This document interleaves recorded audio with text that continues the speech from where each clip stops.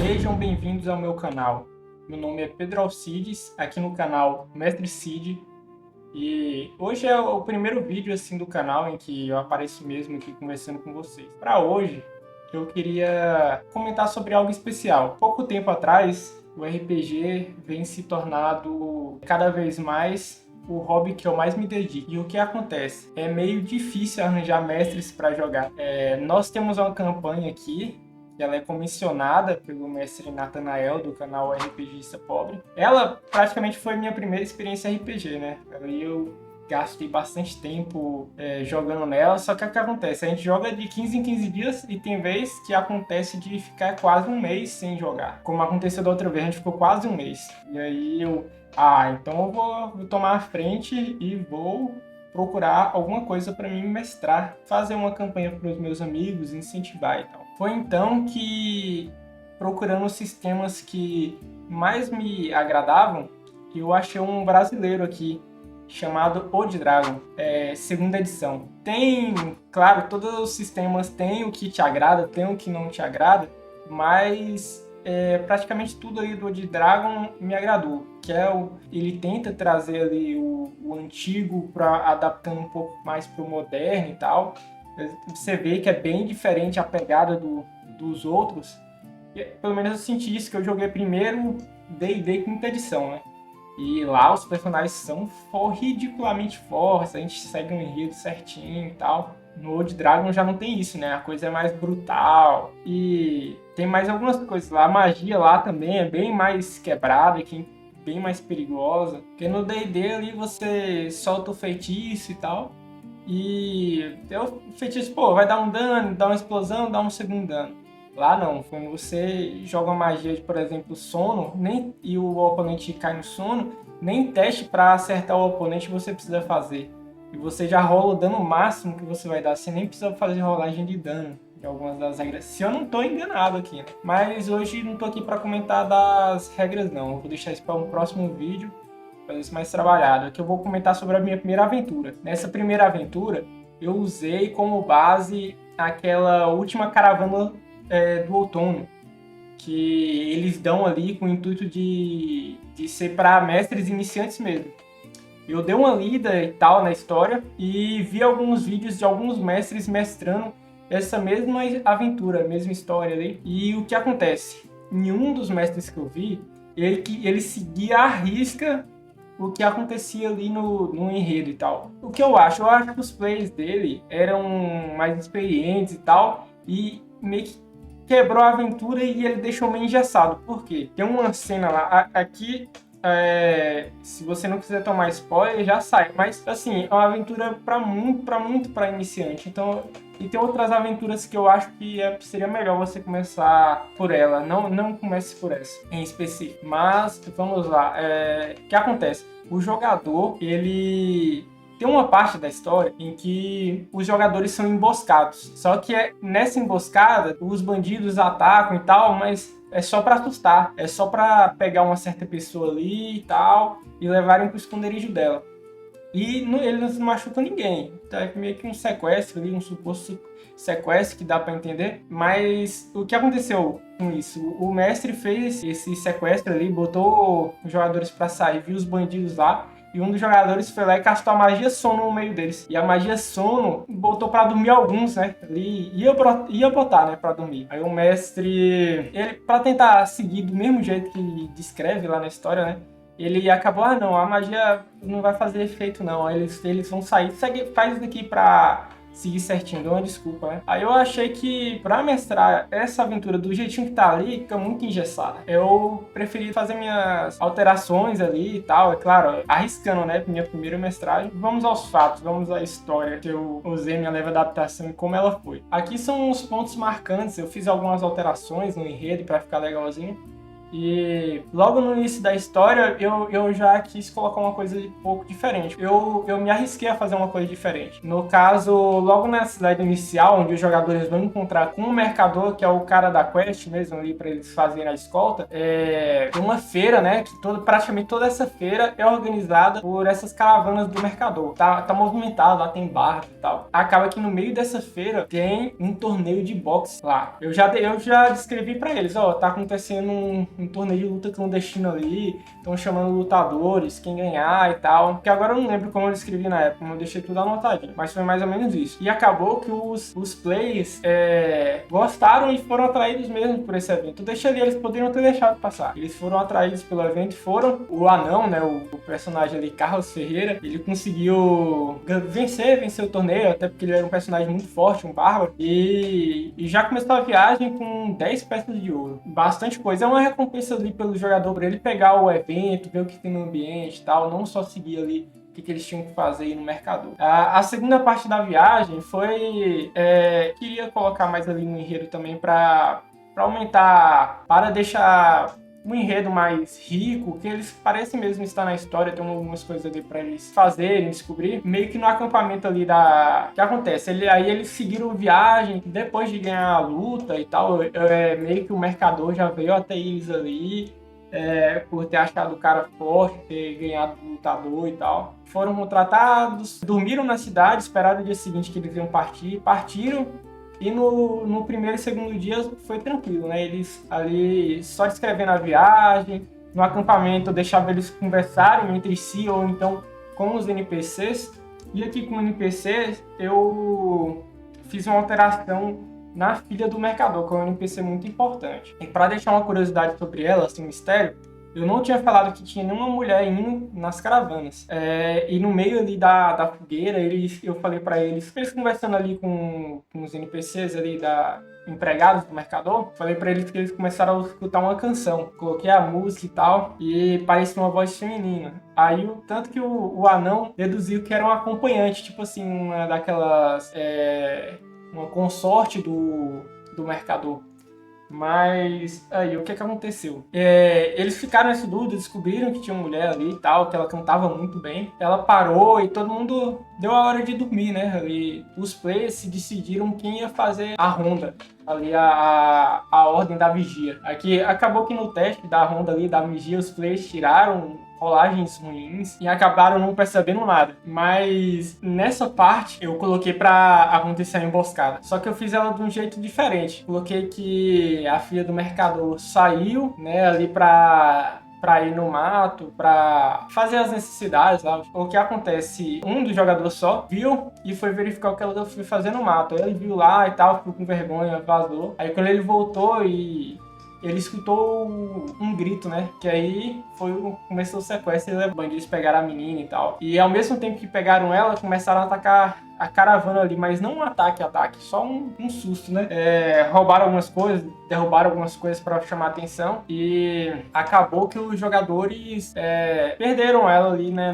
Da vice e tal. Pra seguir o enredo, um dos jogadores lá fez uma rolagem de rastreamento. Eu falei pra ele, você tá vendo pegadas bem marcadas no chão e tal, e eles foram seguindo. Mano, aí aqui rolou o primeiro combate. E próximo à entrada ali dos bandidos, tinha dois fazendo a vigia ali, né? E eles não esperavam que ninguém vinha atrás e foram pegos de surpresa.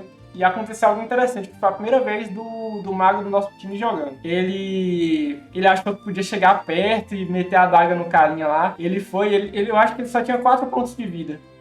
Ele deu sorte na rolagem, tirou, acho que ainda ficou vivo, ficou com 1 ponto só de vida. Aí ele já aprendeu, o mago não chega perto, fica de longe e tal. Aí ele usou a magia Sony e tal, bem roubada essa magia. Conseguiu finalizar os 2 bandidos lá. Primeiro ele gastou o slot de míssil mágico, viu que não fez muito efeito. Realmente essa magia é muito ruim ali no início. E depois ele pegou e usou o sono. O sono, é incrível essa magia. Os 2 dormiram lá, acerto garantido e o dano máximo garantido. Acabou que o bárbaro lá trucidou os 2 primeiros guardas, nem teve chance de chamar os outros companheiros. E eles seguiram, né, pra estrada ali pra chegar a onde é que tava o acampamento dos bandidos. Ao chegarem lá, eles veem várias tendas que dá a entender que tem muitos bandidos lá. Pra vocês entenderem melhor, basicamente eles ficavam em volta ali do acampamento para ter vantagem da olhada, e acabou que o anão decidiu ir pra fight lá mesmo.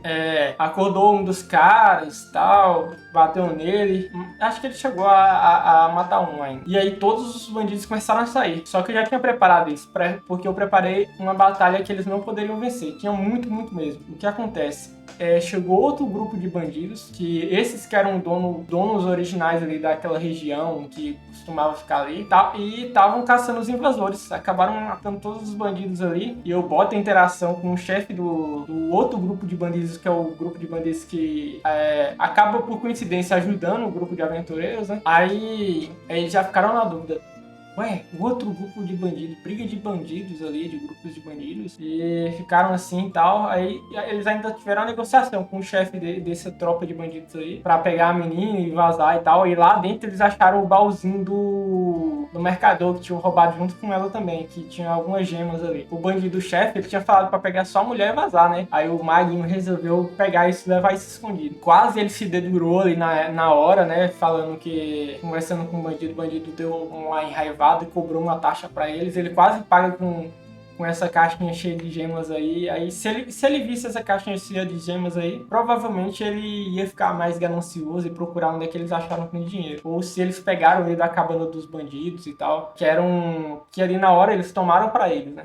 Nessa batalha também ficou uma coisa importante, que na hora que a gente criou a ficha do mago, ele achava que ia ficar spamando magia, aqueles costumes de ver em filme e tal. Primeira vez ele jogando aqui também, né? Aí ele tinha a visão só do RPG de mago de filme, de jogo e tal ali, normal. E aí eu falei pra ele, mano, compra um arco, os outros players também. Aí ele, mano, o mago não usa arco e flecha não.